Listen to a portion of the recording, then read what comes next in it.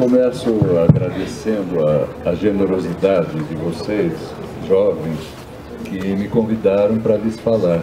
Vocês sabem, eu sou um velho que logo vai morrer e eu sou um professor aposentado aqui pela Expulsória desde 2012. Vocês sabem que professores aposentados nessa universidade, eles vivem, como eu dizia na semana passada, num outro evento, como dizia o Antônio Vieira quando ele fez 70 anos, eles vivem com privilégios de morto. Aqui. E nesse sentido, vocês são extremamente gentis e muito generosos quando me convidam a lhes falar. O que eu vou lhes falar é evidentemente parcial, é particular.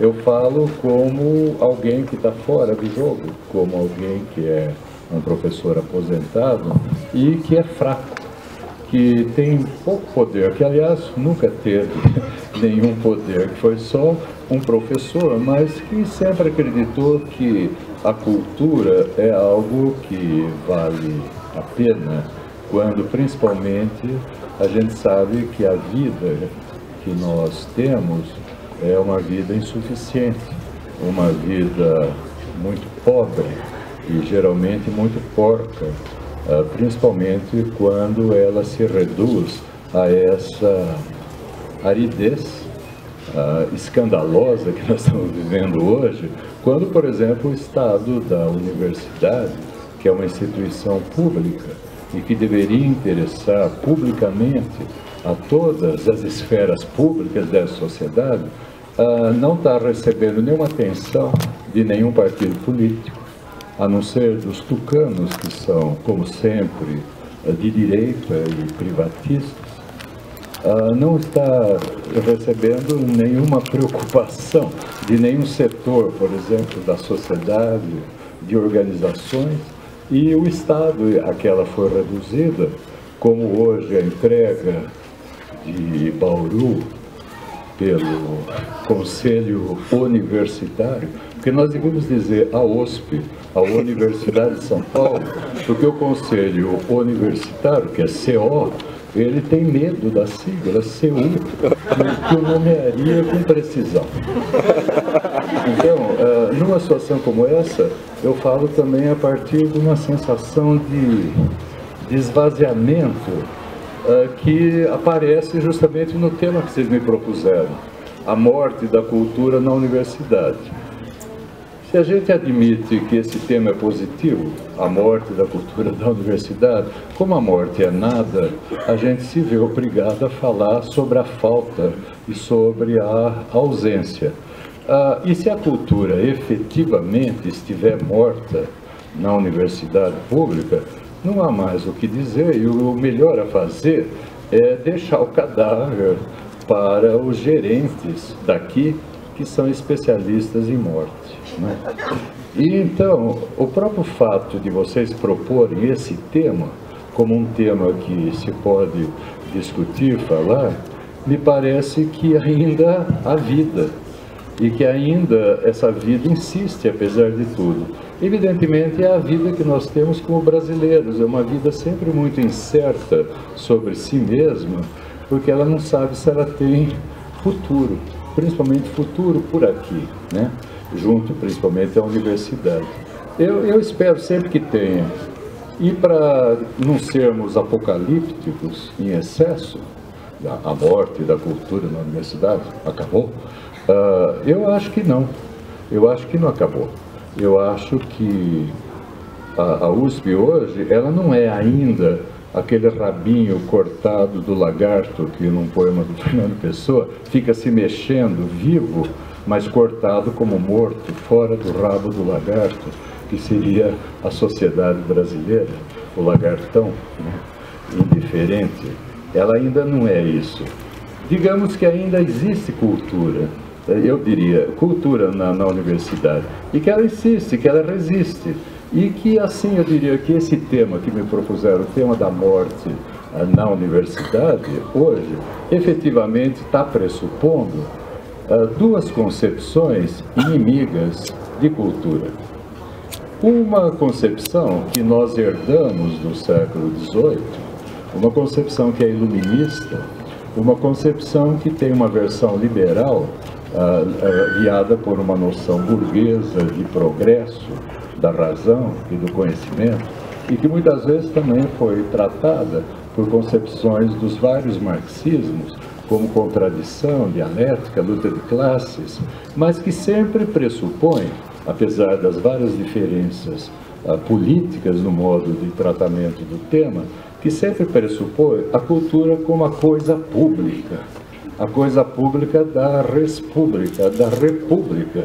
E a cultura, principalmente numa universidade, em que o próprio nome diz, é um lugar de uma universalidade dos vários saberes, dos vários conhecimentos, a cultura como um patrimônio que nós herdamos historicamente por meio de processos históricos extremamente problemáticos e violentos, e um patrimônio que, além de ser conservado, foi transmitido e é transmitido por meio do ensino, da discussão nas várias especialidades, e produzido sempre muito contraditoriamente, segundo uma determinada perspectiva histórica do que seja o tempo, pressupondo, por exemplo, um futuro, pressupondo que o futuro vai ser necessariamente melhor do que a porcaria que é o presente que a gente vive e o horror que foi o passado, né? Nesse sentido, quer dizer, na universidade pública, como instituição democrática de direitos sociais abertas à totalidade da população, supostamente, pelo menos em teoria, garantida na Constituição, a cultura seria fundamentalmente esse objeto a ser produzido e transmitido democraticamente, publicamente, pressupondo os direitos sociais, públicos, etc. Agora, existe uma outra concepção de cultura que vem sendo produzida principalmente a partir dos anos 80, do século passado, 1980, quando vocês sabem, quando o capital sofreu várias redefinições, os meios de produção sofreram várias remanejamentos, e quando então foi o fim, por exemplo, da União Soviética, quando os vários partidos de esquerda e as esquerdas recuaram, quando os Estados Unidos se aliaram a blocos europeus, fazendo as suas políticas na Ásia, na África e na América Latina, e quando justamente se estabeleceu também, por meio de organismos de financiamento, novos programas que definiram o que deveria ser a universidade, o que interessa no nosso caso. Inicialmente, uma universidade pensada como subordinação da produção cultural que a universidade produzia ao mercado. Eu lembro, por exemplo, na década de 80, o Bill Gates, da internet, ele foi à Universidade de Stanford e ele mandou reunir todas as áreas de conhecimento e fez uma conferência usando um argumento tipicamente norte-americano e um argumento irretortível, indiscutível. Ele disse, começou dizendo, eu ganho 20 milhões de dólares por mês. Vocês imaginam, um argumento desse é forte, né? E aí ele começou a dizer o seguinte, que os professores ali em Stanford, obrigado, eles estavam num curso de filosofia, por exemplo, estudando o Sério Tempo, Heidegger, ou discutindo a metafísica em São Tomás de Aquino, que o outro estava discutindo Shakespeare e a estrutura do poder no Hamlet. O outro lá estava dando um curso sobre história do feudalismo na França no século XII, papapá. E ele então disse que tudo isso era bobagem e que o futuro, o século XXI, o nosso, quando os meios de comunicação da internet eletrônica dominassem o planeta todo, haveria uma terceirização do trabalho e que era necessário diversão e que o século XXI seria o século do signo e que era preciso então transformar toda aquela cultura em objetos de consumo e diversão para massas.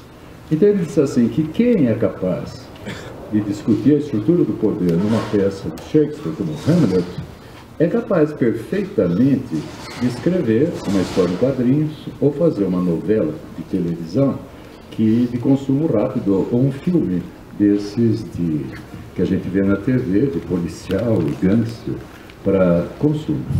Quer dizer, essa ideia de transformar aqueles objetos que desde o século XVIII eles tinham valor em si mesmos, mas em meios para outra coisa, transformá-los, o valor de uso que eles tinham, que era óbvio, quer dizer, é óbvio, por que você leu Homero? Homero é um grande poeta. Essa era uma resposta tradicional. Quer dizer, pelo valor de uso, ele me faz legal, ele me faz bem, ele me faz pensar melhor, a vida sem ele seria inviável para mim. De repente, o Homero vira valor de troca. Ele vira meramente uma mercadoria, algo que garantia lucro. Então, nesse sentido, quer dizer, a gente observou, a partir dos anos 80, também na cultura, uma espécie também de recuo dos velhos projetos de liberação que vinham desde os iluministas no século XVIII e que eram guiados fundamentalmente pelo marxismo. A ideia de que vivia-se então um pós-moderno, que a modernidade tinha sido crítica demais, que o hipercriticismo tinha levado a destruições, as guerras, as grandes guerras, a Guerra Fria, o comunismo, os campos de concentração, etc, etc, etc, e que havia uma narrativa iluminista, ou numa versão liberal, ou numa versão marxista, que era autoritária, porque ela pretendia impor o saber um sentido para o futuro. A ideia, então, de que o mundo, a partir daquele momento, era pós-moderno e que agora tudo se resumia numa espécie de arbitrário, um quod limit, um vale tudo, como diziam os japoneses. Foi um momento, por exemplo, quando, na própria academia norte-americana, se passou a contestar o valor da disciplina da história. Se passou a dizer, por exemplo, que o historiador se ocupa do passado, como a única coisa que não há no passado é o próprio passado, porque os homens todos do passado estão mortos, o trabalho deles está esgotado, o espaço virou ruína e o tempo acabou, a ideia de que o passado não existe. E que, portanto, a ideia de escrever, quando a gente é historiador, sobre o passado, é como faz o romancista. A gente produz uma obra de ficção. E nesse sentido, vocês sabem, por exemplo, todo o movimento neonazista alemão começou a fazer aquilo que foi conhecido como negacionismo, e eles começaram a dizer que os campos de concentração, o programa de extermínio nazista, não só dos judeus, mas eles mataram milhões de eslavos, ciganos, negros, mulatos, não arianos também, que aquilo lá tinha sido toda uma invenção dos governos americano, inglês, francês e soviético depois da Segunda Guerra, quando eles redividiram o mundo, e que aquilo nunca tinha ocorrido. É claro, e que o historiador que falasse que aquilo tinha existido, ele trabalhava como um romancista, que a história era meramente ficção.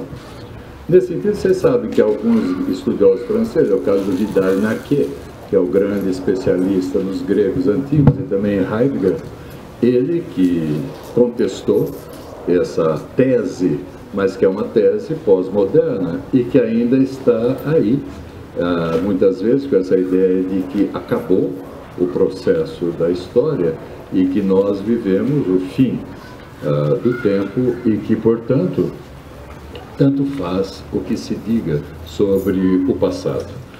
Nesse sentido, quer dizer, eu estou dando só um exemplo de uma espécie de distinção fundamental. Quer dizer, Na concepção, vamos dizer, clássica, humanista, como dizem alguns, ou tradicional de cultura, que é a que estava na base, por exemplo, da invenção da Universidade de São Paulo e da Universidade Pública Brasileira, fundamentalmente a ideia é que existe o conhecimento, que o conhecimento ele não é natural, que ele é sempre produzido materialmente numa situação histórica, que é uma situação, por definição, dividida por vários conflitos, que é uma situação contraditória, que o conhecimento custa muito, que às vezes ele é totalmente difícil, mas que, quando a gente o obtém, ele é um resultado que é compartilhado, divulgado publicamente, porque ele está atendendo a necessidades fundamentais, mesmo quando aparentemente ele não tem valor nenhum imediato. Um fascista aqui de São Paulo, que é o Paulo Salim Maluf, ele dizia anos atrás, quando ele queria dizer que uma coisa não tinha valor, ele dizia assim: isso é que nem latim e grego. Percebe? Quer dizer, certamente, vocês concordam comigo? Se a gente não falar latim, ninguém fala. Se a gente não lê latim, ninguém hoje praticamente lê. E se a gente nem lê traduções do latim, de Virgílio, ou Cícero, ou Tácito, ou se a gente não lê Homero, não conhecer Píndaro, ou não lê Sófocles, a Terra não sai do eixo. A Terra continua girando perfeitamente. Mas não sei se vocês concordam também que ela fica muito mais miserável do que ela já é, sem eles. Vocês concordam? Agora, a cultura definida no sentido clássico, ela justamente afirmava isso. Quer dizer que muitas vezes aquilo que é inútil, que não se subordina a um valor de troca imediato, tem valor. Porque tem valor em outros níveis. Tem o valor humano, tem um valor de exemplos da contradição, tem um valor histórico, tem um valor de documento, tem o valor do próprio inútil numa sociedade como a nossa, que é imbecilmente voltada para a utilidade em tudo, um utilitarismo radical. Teria valor.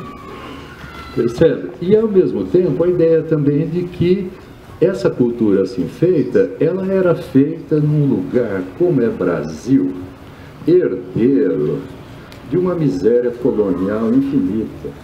Vocês já pensaram, por exemplo, isso aqui foi descoberto por portugueses mercantilistas que já no século XVI fizeram um programa muito intencional de extermínio sistemático das populações indígenas, ou então de transformação delas em súditos da coroa por meio da catequese e o controle da Igreja Católica.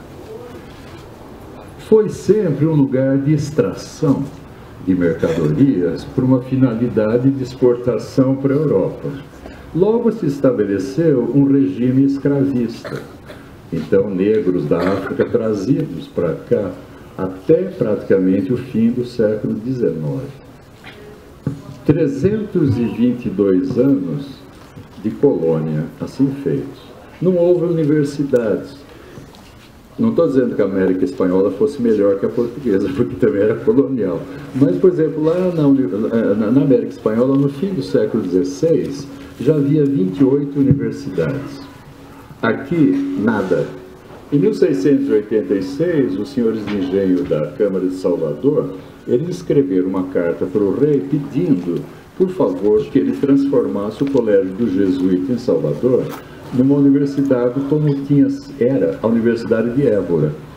A coroa portuguesa declarou que negava o pedido porque era muito distante a Bahia de Portugal e que a principal razão, numa universidade geralmente se reúne jovens e que os jovens eles são muito inquietos e sendo muito inquietos eles têm ideias. E que ter ideias é muito perigoso para a ordem existente. Portanto, a coroa portuguesa proibiu. A gente tem isso, quer dizer, um grande vácuo, um grande vazio E, ao mesmo tempo, uma elite branca, ou assim, pretensamente branca, que se reproduziu sempre no poder de maneira absolutamente arbitrária. Eu estou chateando vocês? Posso ir falando assim? Não? A gente pensa sempre quanto vale uma fala, né? O Roland Barthes, ele dizia isso, que ele morria de medo, quando ele dava aula, de estar falando para a gente cansada. Porque ele pensava, a minha fala vale tanto assim, para que eu os obrigue a me ouvir? E essa sempre foi uma dúvida que eu sempre tive como professor. Quer dizer, o valor da minha fala. E eu acredito que ela vale nada, que ela vale muito pouco, que geralmente as pessoas estão muito equivocadas quando ouvem com atenção. E aí eu falo, bom, isso fica a crédito da generosidade deles. Eles são muito generosos, mas vamos lá, né? Quero só dar um exemplo para vocês dessa coisa colonial. Um historiador norte-americano, Stuart Schwartz, ele conta, eu gosto sempre de contar esse caso porque eu acho ele tão exemplar. Ele conta que quando ele era estudante em Stanford, ele queria estudar algum assunto ligado ao mundo ibérico. E que ele, sendo um americano na Califórnia, ele já conhecia espanhol, porque os mexicanos estão ali. Mas que ele resolveu aprender português, porque ele começou a se interessar pelo Brasil colônia. E que a professora que ensinava português em Stanford era uma carioca, bem assim, escrachada, carioca, e que ela ensinava português usando drills, aqueles exercícios estruturais. E que num dos exercícios conversavam o João e o Zé. E o João chegava e dizia assim, Zé, você tá legal? Tô, e você? Legal, você já arrumou um emprego? Arrumei. Nossa, você não estava desempregado? Eu estava, mas como você arrumou um emprego? E aí o Zé dizia, agora eu estou namorando a prima da mulher do ministro. E ele dizia que ele, sendo um americano formado naquela ideia liberal da meritocracia, ele não conseguia entender. Quer dizer, o que namorar a prima da mulher do ministro implica em obter um emprego? Eu preciso merecer, ter mérito. E aí então ele disse que a professora olhou para ele, quando ele perguntou, ele disse, isso é o jeitinho, isso é o pistolão, isso é o compadril, isso é o clientelismo. E aí então ele disse que ele imaginou, se aquilo era até exemplo de gramática, aquilo devia ser muito institucional. Ele resolveu então fazer um estudo sobre a burocracia no Brasil colônia. Ele tem um belo livro sobre isso. E ele mostrou que no século XVI, quando os portugueses se estabelecem, principalmente na Bahia, ele estudou a Bahia, os senhores de engenho precisavam de lenha para queimar nas moendas. E que então eles mandavam os seus negros roubar lenha na mata do senhor de engenho vizinho. O senhor de engenho vizinho mandava os seus negros armados de pau bater nos negros do senhor que tinha mandado roubar. Isso significava perna quebrada, cabeça quebrada e muitas vezes morte. Agora, a peça de negro escravo custava bastante. Então o senhor movia um agravo, movia um processo contra o outro. Agora, a justiça portuguesa era lentíssima e ela era extremamente corrupta.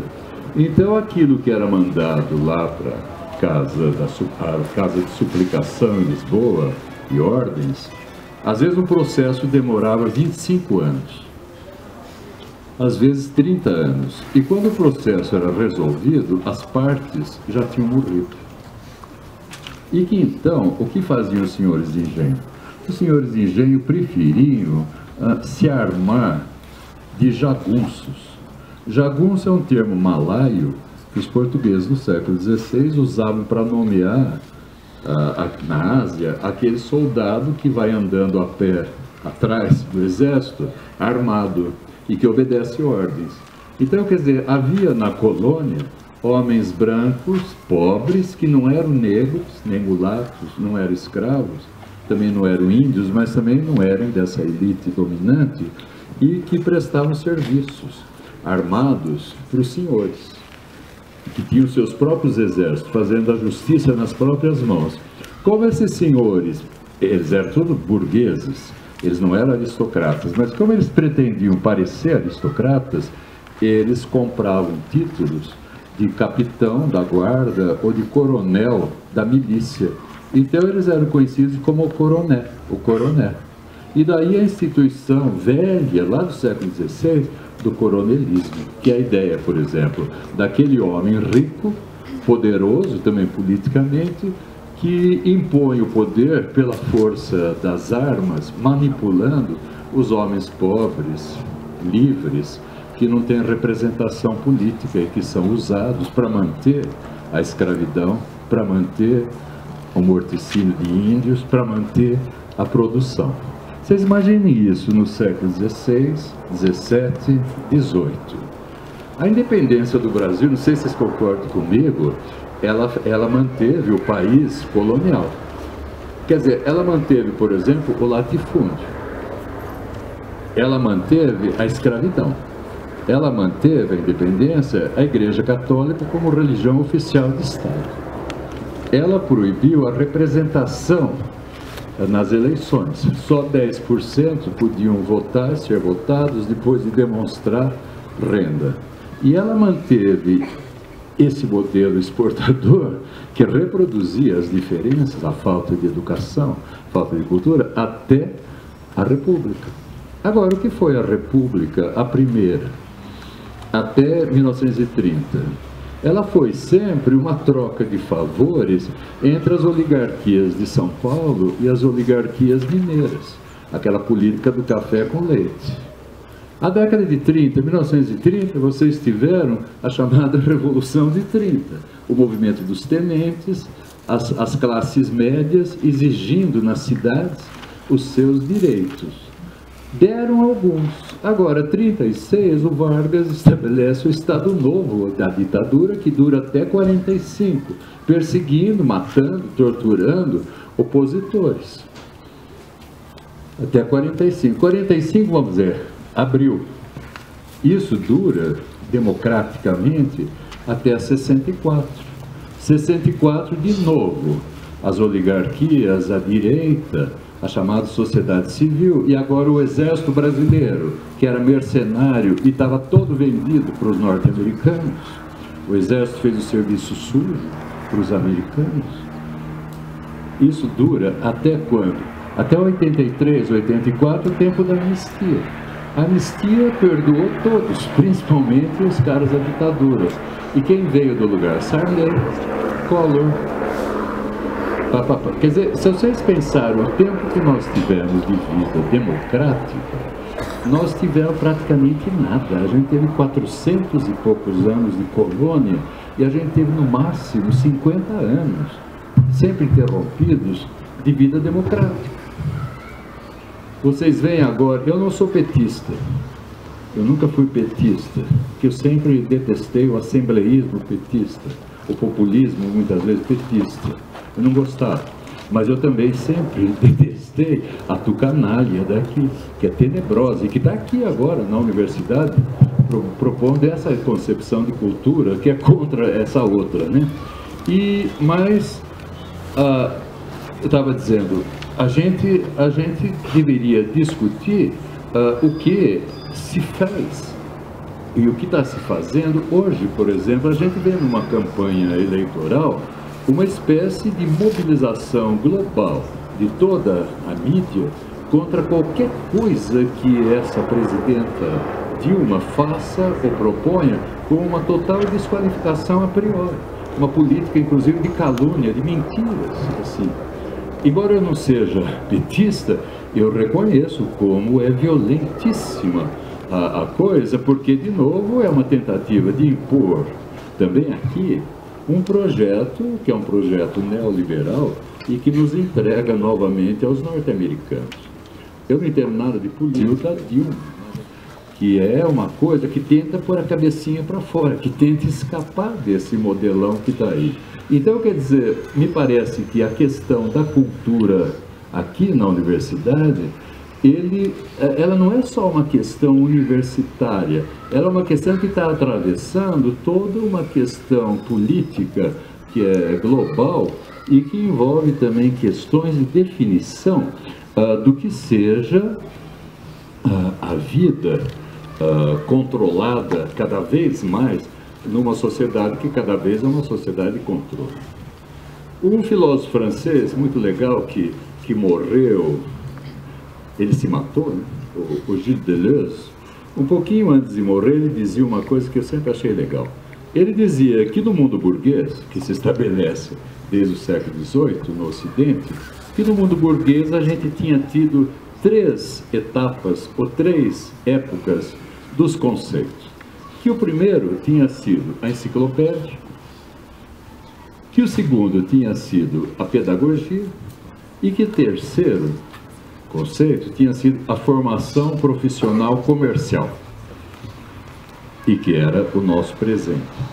E ele dizia que a gente precisaria urgentemente recuperar elementos dessa pedagogia como um discurso crítico, um discurso de ensino, um discurso de debate, um discurso de participação com massas e pessoas nas grandes questões que nos interessam, da pedagogia, para discutir a nova forma que o capital está nos impondo de vida, que é a formação profissional comercial como desiderato, como modelo, como objetivo, como fim. Quer dizer, a ideia da redução da cultura ao shopping center e a ideia da redução da cultura, inclusive a universitária, às determinações de um modelo de mercado. Quer dizer, a USP hoje, por exemplo, nas áreas duras, das ciências duras, elas não estão geralmente em greve, apesar de elas deveriam estar, porque os seus professores também estão sendo sacrificados pela política salarial do novo reitor. Tudo bem? Mas elas não estão. Agora, justamente onde estão acontecendo as paralisações, as greves? Naquelas áreas que são as chamadas humanidades. A filosofia, as letras. Esse prédio do meio, eu não sei muito bem onde que ele está. As ciências sociais. Mas eu não sei, faz tempo que eu não venho aqui, não tenho tido muita informação. Mas eles estão por quê? Eles estão fazendo greve, porque justamente as disciplinas, as ciências, os objetos que eles estudam, são eles que estão sendo totalmente desclassificados como coisa que não tem interesse. Quer dizer, aqui vocês, na maior parte, estão sendo pensados e orientados como um exército barato de formação profissional de professor secundário, que vai dar aula numa escola tucana, na escola do Alckmin, que vai ter 55% de apoio da população de São Paulo, que merece morrer de sede.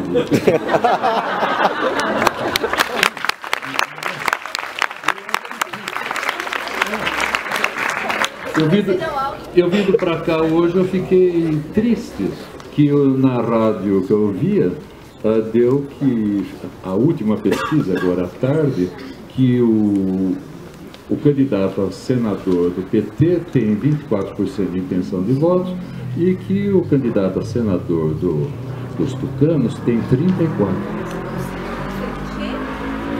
Serra.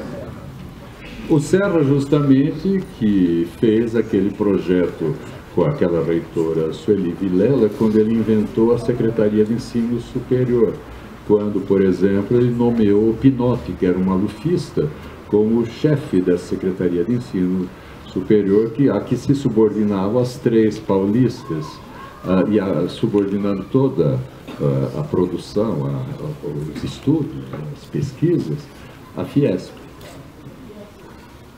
Mas vamos votar no Serra agora. Então, quer dizer, realmente, ninguém aprende nada com a história, né? A história não ensina absolutamente nada. É pena que a história não seja genética, né? Seria tão legal herdar o código genético a história para não fazer a burrada de novo que papai fez, que vovô fez, que meu bisavô fez, né? Quer dizer, a gente está aqui numa situação em que essa ideia, que é muito banal, é uma miséria, quer dizer, a ideia do comerciante que toma a palavra. Vocês percebem? A gente tem uma sociedade que tem por limite, no imaginário, o shopping center. Ela é de uma vulgaridade radical, ela é uma sociedade do dinheiro. E o dinheiro ela é contra a cultura. O dinheiro não vale nada, o dinheiro ele pensa, bom, eu tenho o poder do talão de cheque, e daqui a pouco ele já é o poder, podia ser ampliado, o poder do revólver, garantido um exército, uma PM que o garante. Então, nesse sentido, quer dizer, a gente também deveria, a priori, na minha opinião, não sei se devia, a gente podia rir muito, antes de tudo, do ridículo das propostas. Porque a mentira, ela é explícita, ela é evidente. Agora, como que ela se impõe? A gente sabe, por exemplo, que esses projetos, eles começaram a ser impostos aqui pelo reitor Goldenberg, lá atrás, há mais de 20 anos. Quando ele, juntamente com a Folha de São Paulo, eles publicaram uma lista dos professores improdutivos. Quer dizer, os professores improdutivos na época eram 5.500 da USP, estava todo mundo na lista. Quer dizer, eles eram marajás, usou-se assim, quer dizer, eles tinham altíssimos cargos, altíssimos salários na USP e eles eram improdutivos. Essa ideia da produtividade era uma ideia transferida de uma ideia de organização de escritório, de organização de empresa, de organização comercial para o campo da USP.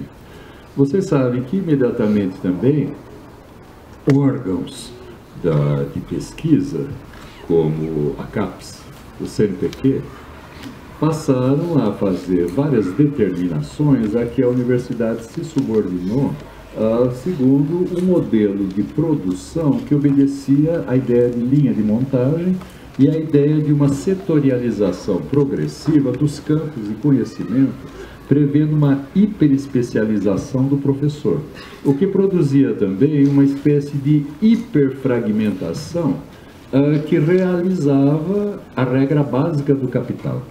O capital ele sempre faz isso, né? Ou seja, ele fraciona, ele fragmenta, ele estilhaça em 1000 pedacinhos e depois ele massifica os fragmentos como massa. E ele sempre está fazendo isso, ele vai quebrando, fragmento, fragmento, fragmento e massifica os fragmentos. Essa ideia, por exemplo, faz com que, eu conheço o caso, por exemplo, de gente que ficou tão hiper especializado no campo das letras que só é capaz de dar um curso de pós-graduação sobre Kafka, mas sobre o processo. Se for América ou qualquer outra coisa, não, porque ele é tão especializado nisso, se especializou na Alemanha e é incapaz de dar um curso na graduação sobre qualquer outro autor. Vocês percebem? Isso, não sei se vocês concordam, isso é uma deformação. É uma deformação cultural. Porque uma universidade que se preza, e a USP sempre foi uma universidade que se prezou muito, ela previa a possibilidade do seu estudante ter uma espécie de acesso a uma totalidade de conhecimentos, que eram evidentemente parciais, mas sempre tinha essa ideia de uma totalidade e de uma relação dos conhecimentos, e não essa hiperespecialização fragmentada.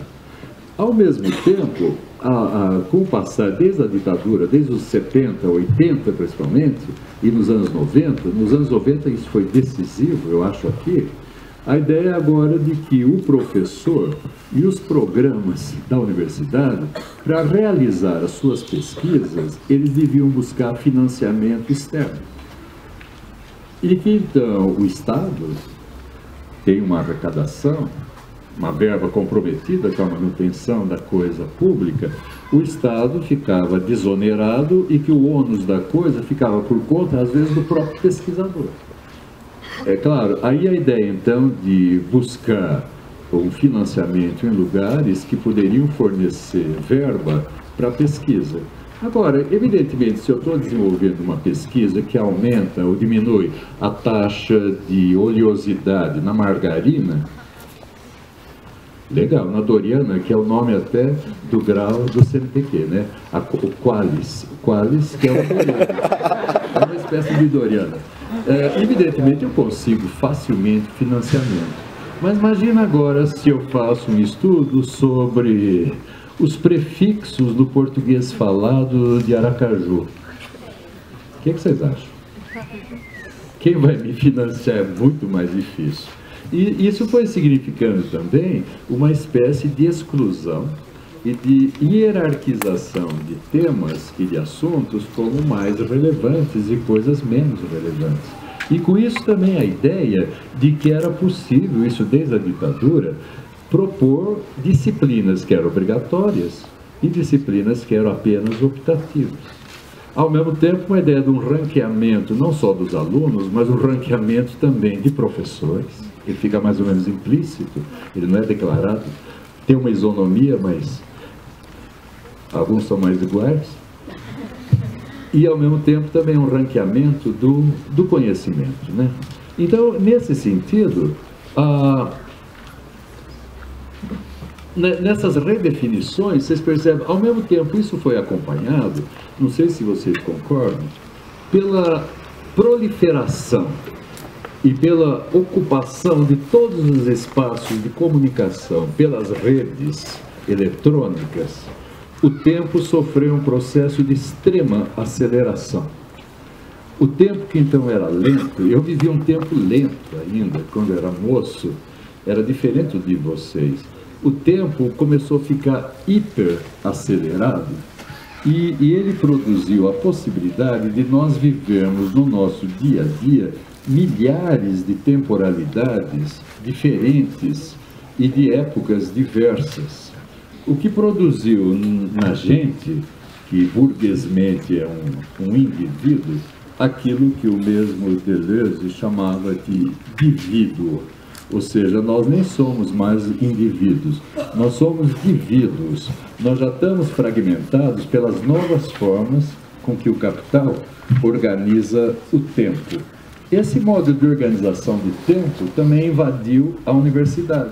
E a universidade passou a ser, então, exigência contínua de prestação de relatórios, participação em comissões, produção de análises de processos, envio de pedidos de verba, justificativas, novos encargos burocráticos, que inclusive passaram a ser feitos pelo professor. Quer dizer, uma terceirização do trabalho. O professor passou a ser obrigado por coisas que antes ele não fazia. Por exemplo, passar notas de alunos numa lista de chamada, fazer chamada para alunos como se ele fosse um bedel. E, nesse sentido, a gente foi também vivendo na própria prática uma interiorização desses processos.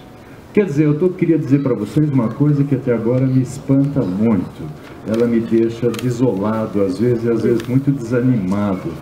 Que é o seguinte: nós sabemos que esses processos, eles seguem uma lógica da cultura, uma lógica do grande capital, uma lógica das redefinições capitalistas dos meios e dos modos de produção, inclusive de produção cultural, redefinições da própria universidade como um todo e da função que ela tem nessa nova sociedade. Isso daí foi imposto por bancos, por banqueiros, por financistas, por empresários, aqui por uma direita tucana. A gente tem 30 anos quase de governo tucano nesse estado. Isso não é pouco. Tudo bem, mas ela não foi só feita de fora para dentro, ela foi feita por dentro também. Muitos colegas meus que são professores, eles estão totalmente aderidos a esse modelo. E eles executam ordens obedientemente, como cães de guarda. Muitos estudantes estão totalmente aderidos a esse modelo. O que me deixa, às vezes, espantado, até desolado, é pensar como intelectuais são pessoas que, por definição, devem ter uma autonomia crítica em relação a qualquer crença. Como que eles se autonegam desse modo, se subordinando, se entregando? É claro, e com isso negando que eles são intelectuais. Como é possível isso? E eu não tenho muita resposta. Eu fico pensando, às vezes, que a gente devia pensar com a psicologia social, ou com a psicanálise, ou até com a psiquiatria, nos vários processos de servidão voluntária em que as pessoas querem ser escravos. Sabe esse desejo de ser escravo? Que é horrível, mas ele é muito ativo. E o desejo de ser escravo é um desejo de obedecer. E esse desejo de obedecer é um desejo também de ser obedecido. E ele facilmente, ele é autoritário e facilmente ele é fascista. E aqui a gente tem visto isso, quer dizer, como a cultura negada, ela começa pela negação do próprio corpo, de muitos que se passam por difusores e produtores dela aqui, nessa universidade.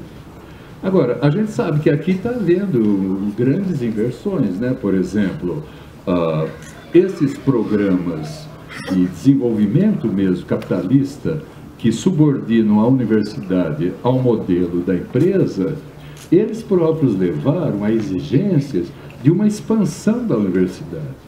Vocês sabem, as estatísticas que foram mostradas recentemente, que o corpo na graduação da USP cresceu mais de 80% nos últimos 15 anos.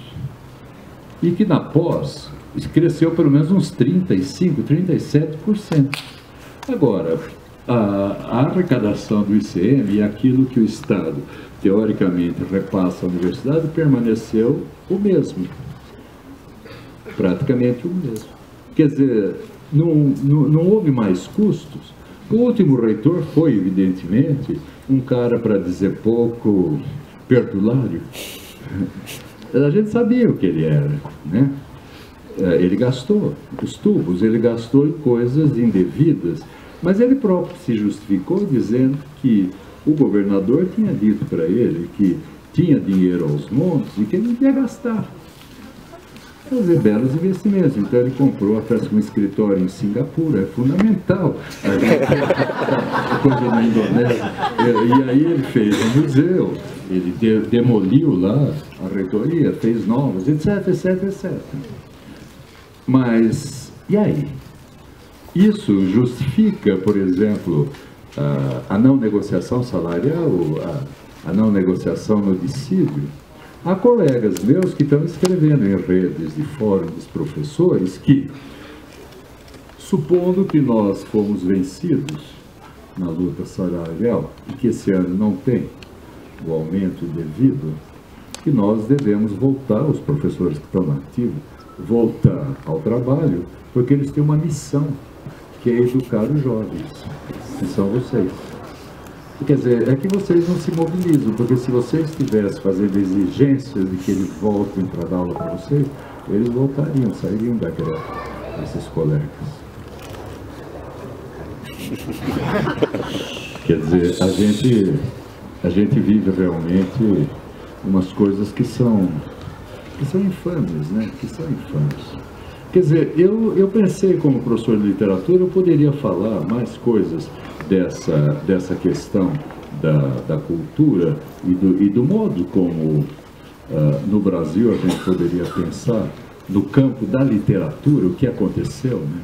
E pensar também o que aconteceu a partir dos anos 30, quando a USP foi fundada, e uma tradição que a USP teve, muitas vezes muito autoritária, muito conservadora, muito careta, mas como a USP, apesar de tudo, ela sempre teve uma tradição cultural forte. Ela foi sempre um núcleo, ela foi sempre um centro de produção, de difusão de coisas fundamentais. Agora, ela está ameaçada a não ser mais. Ela está ameaçada a ser a se transformar num colegial, né? Aqui nas letras, talvez a escolinha do professor Raimundo. É isso. Para quem é bacalhau basta. Essa é a ideia. Vocês são dispensáveis, como intelectuais que são. Porque no Brasil, quem tem mais que 3 dentes na boca, dizia um outro, já é classe dominante e já é intelectual, quem já fez a escola primária, né? E, nesse sentido, quer dizer, eu estou falando com vocês, eu não tenho o mínimo desejo de melhorar a instituição. Eu não sou nenhum técnico em melhorar, eu sei, com Nietzsche, com Freud, que as boas intenções são sempre punidas. E que eu não tenho desejo de melhorar nada. Eu acho que a gente deveria, assim, criticar e ajudar a mudar coisas que nos atrapalham, né? E, nesse sentido, eu pensaria o que fazer a partir de agora. Quer dizer, o que propor? Vocês sabem, acho que só os estudantes têm força hoje de propor alguma coisa contra esse processo de desmonte que está aí. Eu não confio muito em mim, porque eu estou velho, logo eu morro, e eu não confio muito, de modo geral, na totalidade dos colegas da USP. Eu sei que há muitos ótimos, magníficos, mas eu não acredito que eles amanhã cedo todos vão sair andando, marchando em defesa da universidade e da cultura, né? Eu não sei o que vocês acham e se vale a pena essa minha fala. Nós podemos conversar. Eu não sei se o que eu falo é útil para vocês. Tudo bem? Eu teria mais coisas particulares para falar. Eu pensava, por exemplo, algo fundamental, quer dizer, quando a USP foi... Vocês sabem isso, eu só estou repetindo o que vocês sabem, mas eu acho que é importante. Quando a USP foi inventada nos anos 30, vocês sabem, ela vinha preencher um buraco da falta de instituições de ensino superior no país. A gente tinha tido no Império uma faculdade de medicina na Bahia, uma faculdade de Direito em Recife e uma faculdade de Direito em São Paulo. Agora, a maior parte dos moços da elite branca que estudavam, eles iam para Coimbra, vocês sabem. 99% dos que podiam estudar ia para Coimbra e quando eles voltavam no Império, eles ocupavam cargos, sendo advogados, que garantiam justamente a legalidade e o legalismo das instituições dominantes. Então o poder se reproduzia, quer dizer, os herdeiros, os filhos dos proprietários, eles estudam direito, e é por isso que o direito tem uma presença tão forte, às vezes tão violenta na nossa vida. Essa burocracia do direito, então, por exemplo, vocês viram no julgamento do mensalão, aquela arrogância, aquela prepotência implícita no próprio ritual dos juízes. As vossas excelências, as suas eminências, aquele discurso empolado que, por definição, impede que a gente o entenda para permitir reproduções de poder ali que nos excluem. Pois bem, você sabe, quando a USP foi inventada em 30, ela era inicialmente um projeto de uma elite econômica e política de São Paulo ligada ao Estadão, à família Mesquita, e ela pretendia justamente ser uma instituição que ia formar as elites cultas que iam governar São Paulo e o país. Ou seja, ela era proposta como aquilo que a gente sabe que a escola burguesa é. Ela é um aparelho ideológico de Estado. Toda escola é isso na sociedade burguesa. E ela era declaradamente um aparelho ideológico de Estado. Mas acho que aconteceu justamente a falta de quadros intelectuais aqui que pudessem ocupar as disciplinas fez com que fossem importados, você sabe, a missão francesa, professores franceses, mas também italianos, alemães, russos que vieram dar aula aqui. Agora, muitos desses professores, eles eram ligados à sociologia do Durkheim, Mas muitos, eles não eram funcionalistas apenas, muitos eram marxistas, é claro. E eles então trouxeram para a universidade métodos de observação, de análise, de estudo, que permitiram, por exemplo, constituir as cadeiras iniciais de filosofia, sociologia, letras, na Faculdade de Filosofia, Ciências e Letras. Tudo bem? Um deles, por exemplo, que eu acho legal lembrar, porque ele tem uma visão muito crítica do Brasil. Em 1935, ele está aqui como professor nas Ciências Sociais da USP, que é o Jean Monnet. Esse Jean Monnet, ele era sociólogo, geógrafo e marxista. E ele deixou um livro de memórias em que ele escreve sobre a experiência dele aqui no Brasil, em São Paulo, e depois que ele foi embora para a França, a experiência dele na Argélia. Ele foi ser professor em Argel. E ele é comunista. E ele escreve uma coisa que sempre me marcou muito.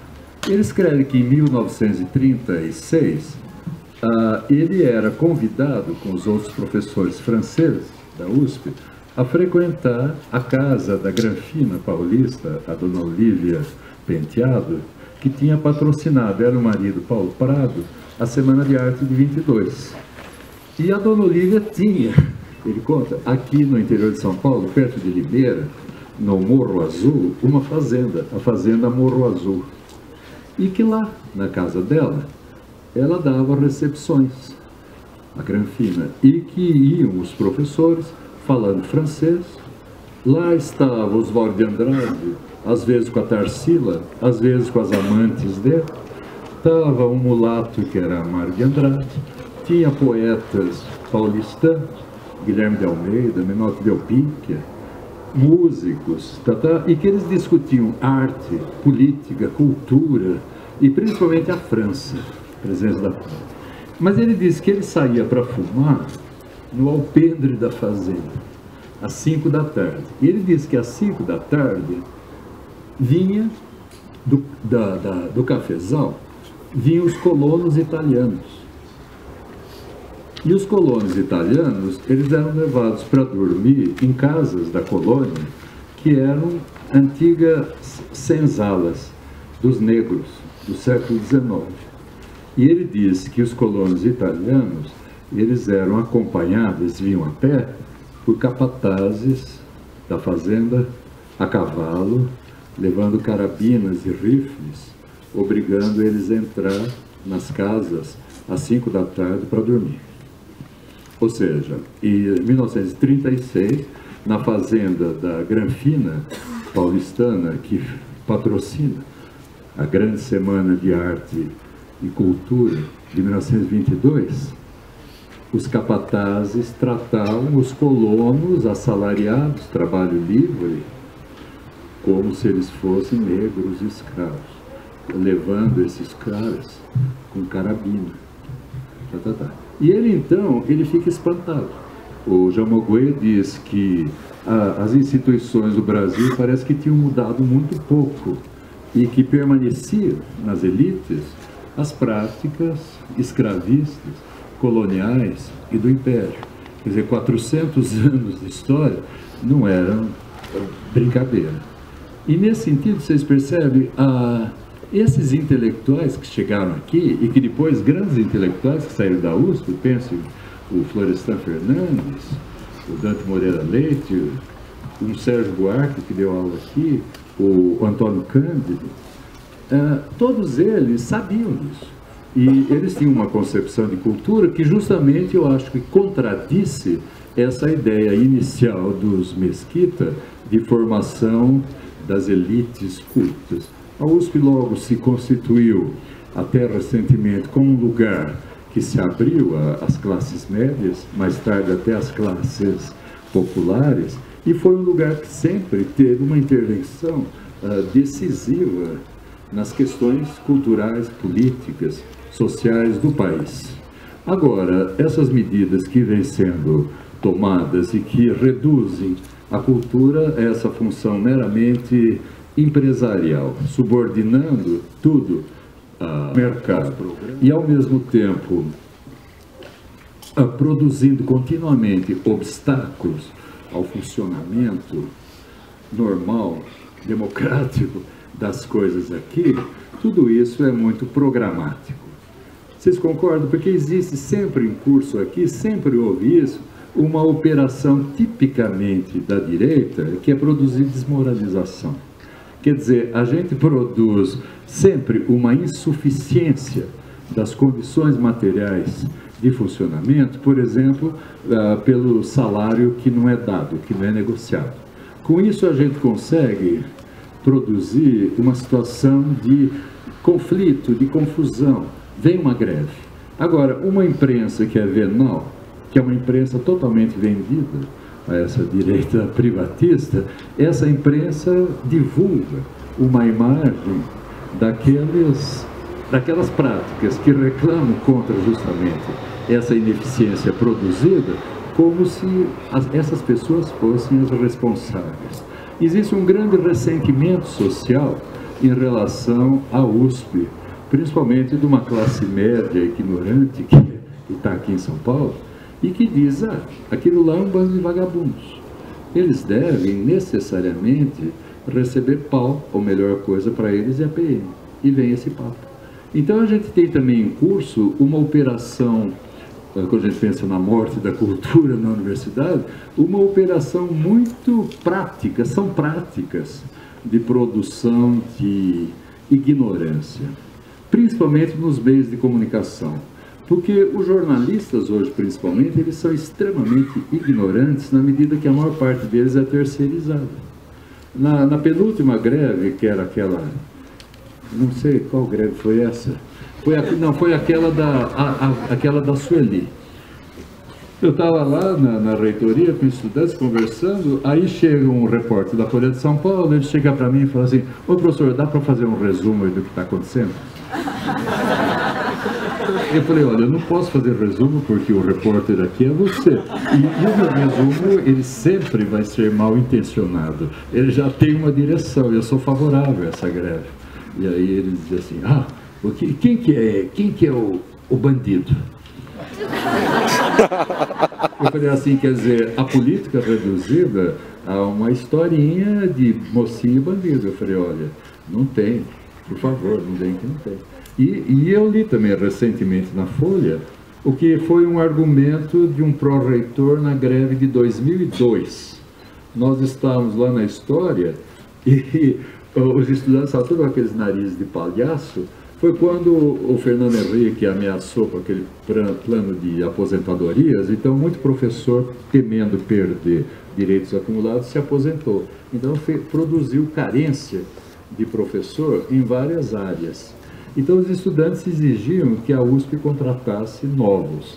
E eu lembro que eu estava lá na primeira fila, foi um pró-reitor de pesquisa, eu acho, e ele então declarou, com a maior cara de pau, publicamente, que a condição para contratar novos professores na Universidade de São Paulo era a morte dos aposentados. Esse argumento eu vi recentemente na Folha de São Paulo, quando começou essa greve de agora. Um articulista da Folha de São Paulo escreveu que os aposentados da USP, como eu, eles se aposentam geralmente com a titulação máxima, eu sou titular. E que por isso eles têm altíssimos salários, mas são improdutivos. Quer dizer, eu estou recebendo agora, mas eu não estou trabalhando. Então a solução é eu morrer o quanto antes. A gente podia propor aí para uma pró-reitoria qualquer um projeto de extermínio de aposentados e fazer um caixa 2 com esse dinheiro para garantir alguma coisa, pagamento de alguma dívida, uma inadimplência do Rodas, pagar uma porta, um tapete persa, dá para fazer isso. Quer dizer, a gente tem que rir também. E eu acho que o riso, ele é incontrolável, vocês precisam rir, riam. Em maio de 68, a gente era jovem, a gente morria de rir. Os estudantes na França, eles escreviam nos muros, tais-toi, objeto, quer dizer, cale-se, objeto.